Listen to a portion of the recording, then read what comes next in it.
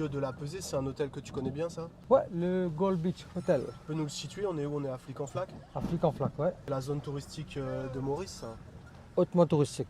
Hautement touristique. On peut dire que c'est quand même un site privilégié pour une pesée de MMA, là. Ouais, c'est un lieu vraiment idéal. Tu auras pied dans l'eau, pied dans l'océan, donc c'est un endroit idéal pour cet événement. Développer l'intérêt touristique à travers le MMA, c'est un objectif de ta fédération, ça? C'est un objectif de tout le monde qui développe le MMA à travers le monde.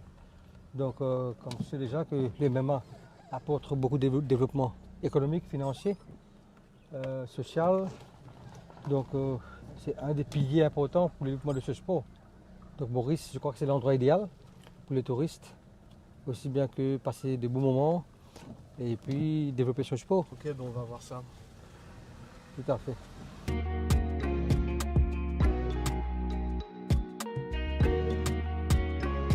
Tu connais ici, Vincent, toi? Non, du tout, jamais venu. Super endroit. Quand même des belles couleurs, hein.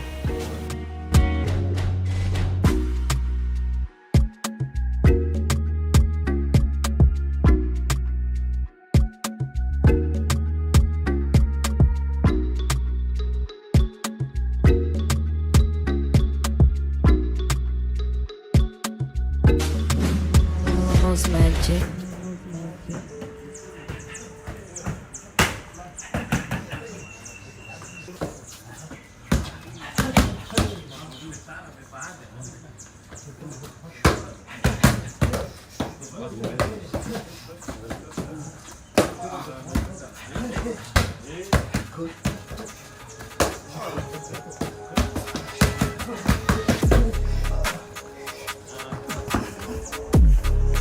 Le s'auto-garer alors?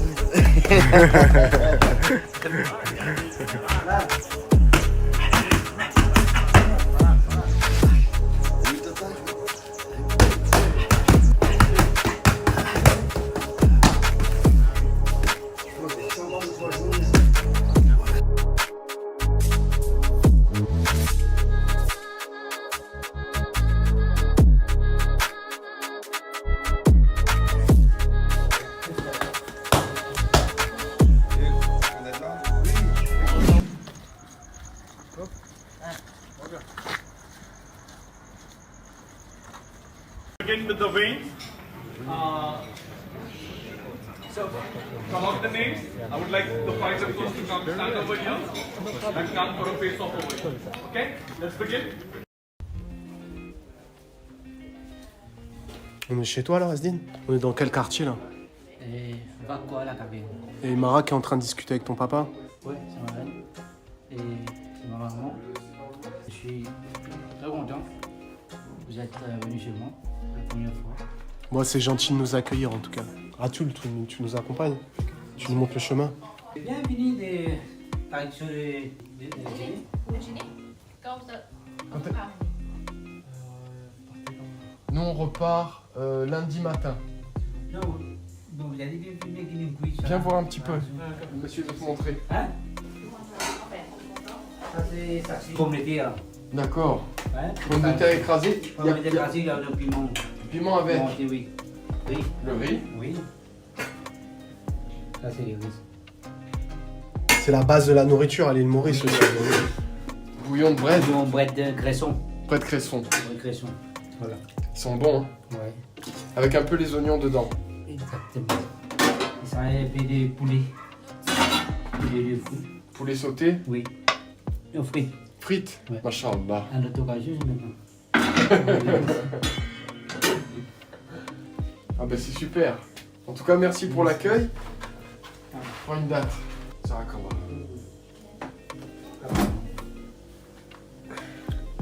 Merci beaucoup. Et il y a une salle de prière pas très loin d'ici? Bon, 5 mosquées. Il y a 5 mosquées? Bon, 50 par jour, c'est namaz. D'accord. Mon namaz? Oui, 50 par jour. Oui, oui. Tu as connu? Oui, oui, oui. Et 10 mosquées. il y a 10 mosquées dans les environs? Oui, oui. En tout cas, vous avez une belle maison. Vous avez combien d'enfants par le grand garçon? Juste Asdine alors. Ah, super. Ça, c'est des scalaires. Ah, ils sont jolis.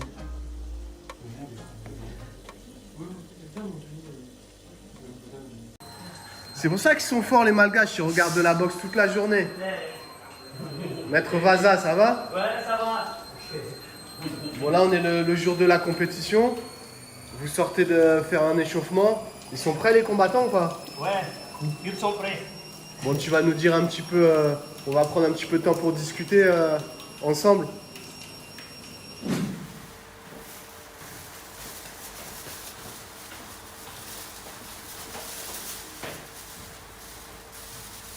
Attendez. Monsieur le directeur. T'es beau, mon gars. Ta femme, elle te voit, là, elle va demander en mariage. C'est elle qui va demander le mariage.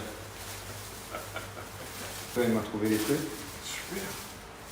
Et que je te peux l'enlever. C'est tout ce que tu voulais? C'est exactement ça. Ça m'a coûté 31 €. T'as vu la sur. Bon, Vaza, c'est le départ là. Ouais, Vous avez bien mangé? oui, j'ai bien mangé. Et vous? Ouais, très bien mangé. Rendez-vous au stade alors. Rendez-vous au stade. C'est cool. Ok.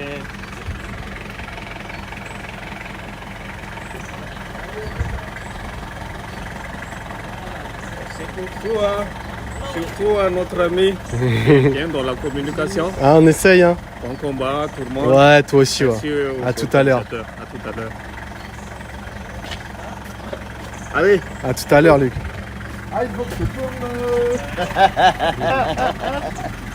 on s'est habillé au volant gauche. Donc quand on est arrivé, le président il a pris la place de notre pilote. Au stade, si, il faut attacher la ceinture ou pas? Ok. À tout à l'heure.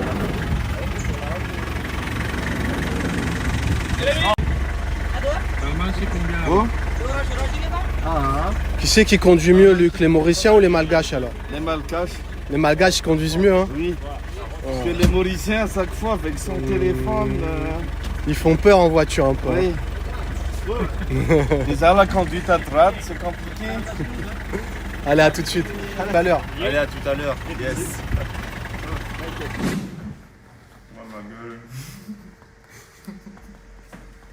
Le petit déjeuner, là, il arrive. Ouais, on prend bien des forces là. Aujourd'hui c'est la fight day. On est prêt. En tout cas, moi je suis confiant. Il y a plein de gens qui m'ont donné de la force. Il faut pas lui prendre des forces aussi, bien manger. Hein. Tu te recharges en sucre le matin de la compétition? Ouais, un peu quand même. Hein. Et ça va, c'est sec. Donc tu vois, le biscuit déj comme ça passe bien. Ça manque juste un petit fruit là et on est au top. Hein. Tu fais un petit réveil musculaire derrière, je vois que t'as sorti les gants. Ouais. Faire un petit peu de pâte d'ours, histoire de finir le game plan. Et voilà, on y va. Parce qu'on est confiant. Le coach il est là, il a bien fait le travail aussi. Grand merci à lui. Et c'est parti. Hein. En tout cas, comme d'habitude, moi j'ai le sourire et je suis là et je suis tout à fait confiant. C'est cool.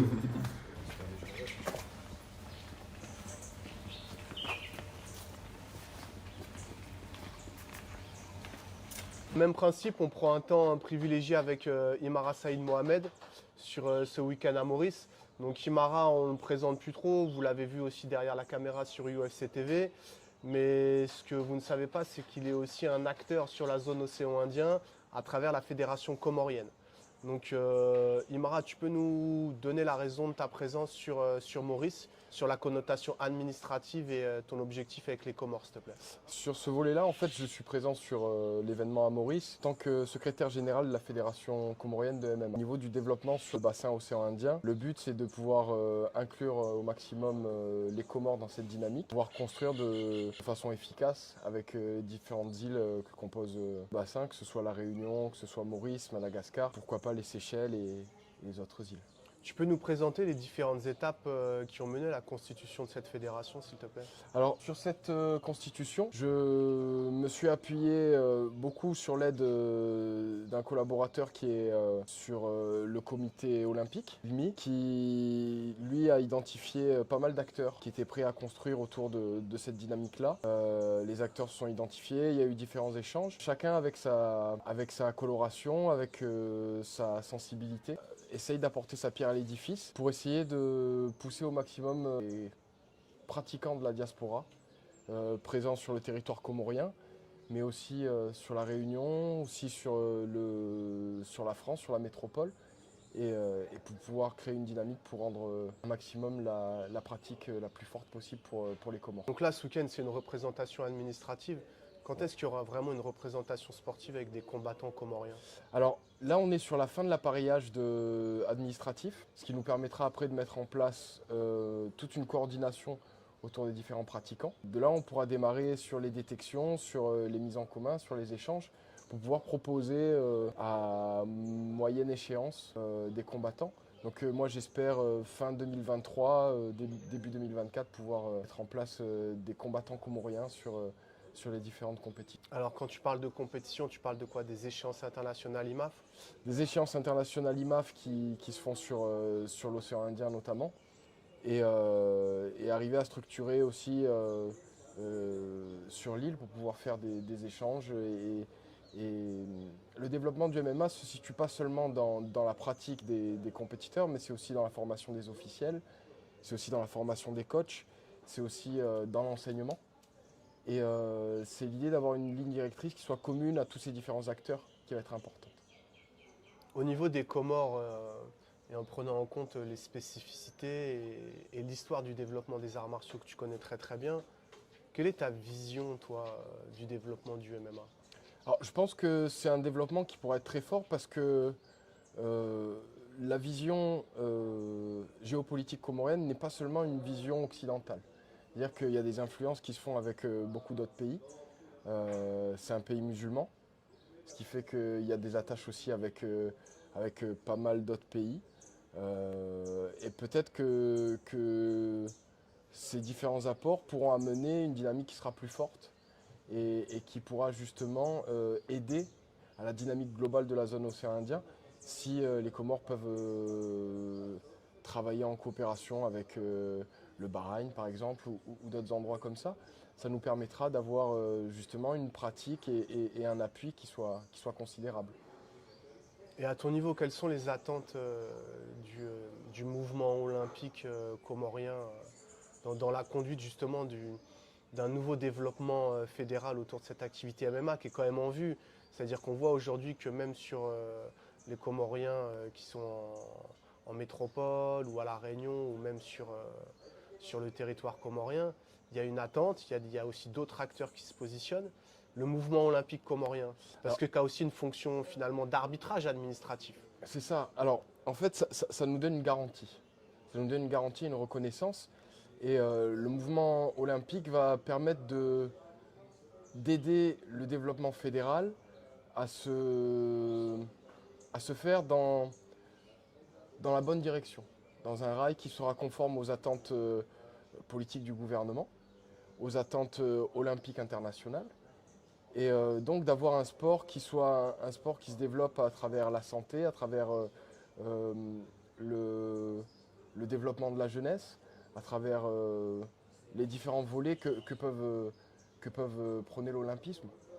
Et donc au-delà de cette reconnaissance et de cette justification, le côté olympique, selon moi, il va pouvoir nous amener aussi différentes valeurs et de pouvoir aussi communiquer avec les autres sports. Ok, une dernière question, c'est sur l'identité océan Indien. Oui. Donc ce matin, on a pas mal discuté avec Luc, avec Avinash aussi. Stratégiquement, selon toi, le fait de positionner un groupe de travail sur la zone océan Indien, en quoi ça va faciliter le développement du MMA dans la zone océan Indien, mais pourquoi pas aussi sur le plan africain? Je pense que c'est une idée de coordination. Coordination des forces, coordination des objectifs et de coopération constructive. Si on développe, selon moi, sur l'océan Indien, sur une entité océan Indien, on pourra être d'autant plus fort sur un volet qui sera par exemple un volet africain, un volet international. Et ça nous permet aussi d'avoir une dynamique qui soit pas seulement une dynamique nationale, mais une dynamique internationale. Pouvoir évoluer à différents endroits, que ce soit sur la Réunion, sur les Comores, sur la métropole, où je connais aussi différents acteurs. Maintenant sur Maurice, sur Madagascar, l'idée c'est de pouvoir mettre à contribution à la fois ses connaissances, ses compétences, ses contacts au service de mon pays. Alors, tu as une coloration scientifique parce que tu es prof de sciences. Ouais. Là, quand tu parles aussi finalement d'écologie, des ressources humaines, de mettre en synergie les acteurs, on a parlé de la dynamique éducative. Quelle finalement coloration scientifique et écologique on pourrait mettre dans le développement du MMA dans la zone océan Indien? Et ce sera ma dernière question. Alors, pour moi, c'est un volet qui est très intéressant parce que il faut que la plupart des actions qui se font dans le bassin océan Indien soient des actions qui ont une coloration développement durable. Il faut que notre pratique puisse être conforme avec l'empreinte qu'on peut laisser sur Terre, que ce soit l'empreinte carbone ou que ce soit l'empreinte des déplacements et l'empreinte de l'homme sur la nature. Mais l'idée de pouvoir échanger, l'idée de pouvoir se coordonner, faire en sorte que les athlètes, les coachs, les officiels puissent se rencontrer, c'est aussi l'idée de mettre des dynamiques communes sur les différentes îles. Malheureusement, sur des territoires qui ont eu du mal à se développer, qui se sont développés un peu plus sur le tard, l'écologie n'a pas été la priorité. Et aujourd'hui, on en voit les conséquences. Et quelque part, pouvoir coordonner sur ça et sensibiliser la jeunesse sur ça, je pense que ça va permettre de mettre en place une dynamique qui soit d'autant plus rapide sur la conceptualisation et la prise de conscience autour de l'écologie. Et tu penses qu'on pourra dépasser les habitus où on attend souvent finalement la commande de l'extérieur pour provoquer les actions? Est-ce que c'est quelque chose dont on va pouvoir se départir? Je pense que ça peut aider, mais je pense qu'il faut faire confiance à la jeunesse. L'idée, surtout dans les projets sportifs, c'est que c'est des projets qui vont s'appuyer sur la jeunesse. Et cette jeunesse, elle va être forte de propositions. Et je pense que c'est elle qui amènera ce renouveau, c'est elle qui amènera ce comportement qu'on attend d'eux et qui vont dépasser la commande en fait. L'action sera là. Ok, très bien. Bah, à plus tard dans le week-end alors, Imara. À plus tard.